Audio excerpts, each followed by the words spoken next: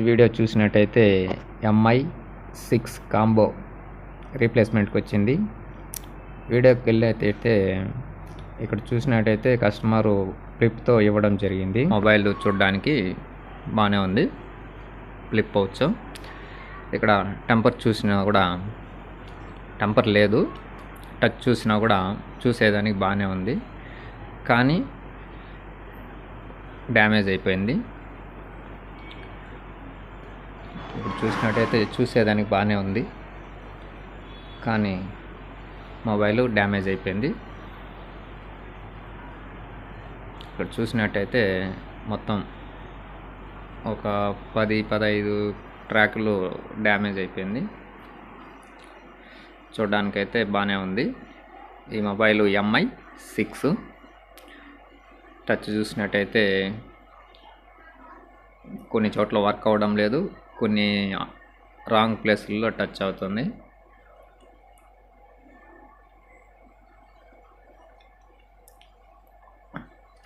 పూర్తిగా touch work అవ్వడం లేదు.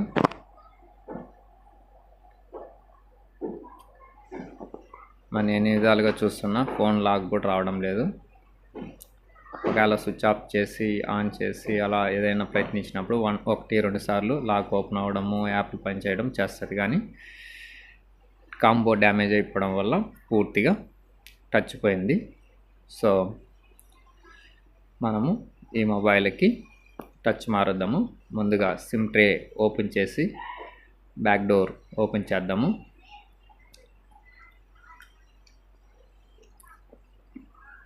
మొబైల్స్కి స్పేర్ పార్ట్స్ చాలా ముఖ్యము. తిప్పేటప్పుడు మనం జాగ్రత్తగా స్పేర్ పార్ట్స్ని పెట్టుకోవాలి. ఒక్కొక్కసారి స్పేర్ పార్ట్స్ మిస్ అయినాయంటే దొరకవు. సో బ్యాక్ డోర్ ఓపెన్ చేసిన తర్వాత ఒకటొకటి రిమూవ్ చేద్దాము.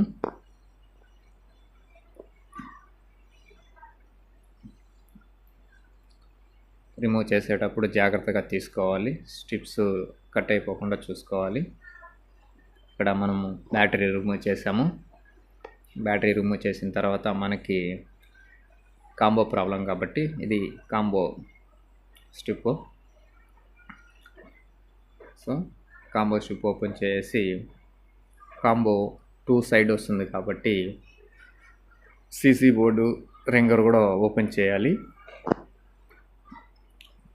రింగర్ ఓపెన్ చేసే ముందు ఒకసారి టచ్ చెక్ చేసినట్టయితే లాక్ ఓపెన్ అయింది. ఇక్కడ చూసినట్టయితే టచ్ వర్క్ అవడం లేదు. ఒక్కొక్కసారి పనిచేస్తుంది, ఒక్కొక్కసారి పనిచేయదు. కాకపోతే కొన్ని చోట్ల పర్టికులర్గా ఎప్పుడు పనిచేయదు.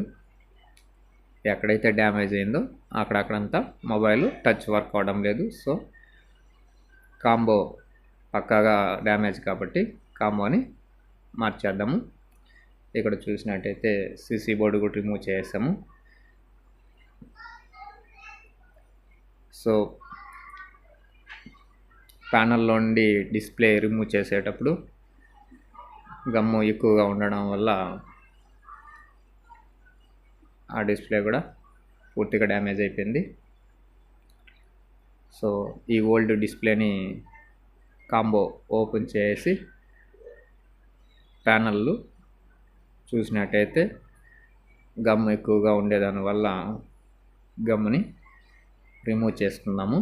ఎందుకంటే కొత్త కాంబో వేయాలంటే ఓల్డ్ గమ్ము క్లీన్ చేసుకొని కాంబో వేసి వద్దాము. ఇప్పుడు ఇక్కడ చూసినట్టయితే కాంబో వేసి గమ్ము ఆరేదానికి రబ్బర్లు వేసాము. ఈ మొబైల్ కొద్దిగా లైట్గా బెండ్ ఉంది. సో దానికి అనేసి కొద్దిగా బెండ్ లెవెల్ అయ్యేదానికి కొద్దిగా ఎక్కువ రబ్బర్లు యూజ్ చేయడం జరిగింది. ఇప్పటికి కాంబో అయిపోయింది. సో కాంబో వేసిన తర్వాత ఒక 1/2 అవర్ 1 అవర్ మనం దీన్ని ట్రై చేయాలి.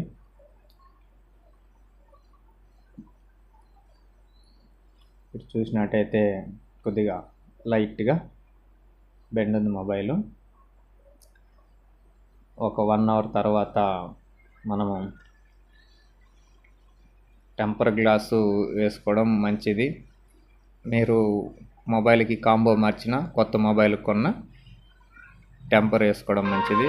సో కాంబో అయిపోయింది. ఇప్పుడు మనం దీనికి ఒకసారి ఛార్జింగ్ పెట్టి చెక్ చేస్తాము. Charging pin working. మొబైల్ ఒకసారి ఆన్ చేసి టచ్ కూడా ఒకసారి చెక్ చేసుకుందాము. ఇక్కడ చూసినట్టయితే ఆన్ చేయడం జరిగింది. ఎంఐ లోగోతో ఆన్ అవుతుంది. ఓల్డ్ మొబైల్ కాబట్టి కొద్దిగా స్లోగా ఉంటుంది, కొంచెం వెయిట్ చేయాలి.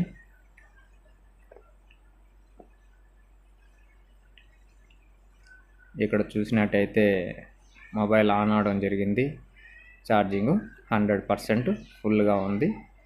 ఇంకా ఆన్ చేసినట్టయితే ఒకసారి టచ్ చెక్ చేద్దాము.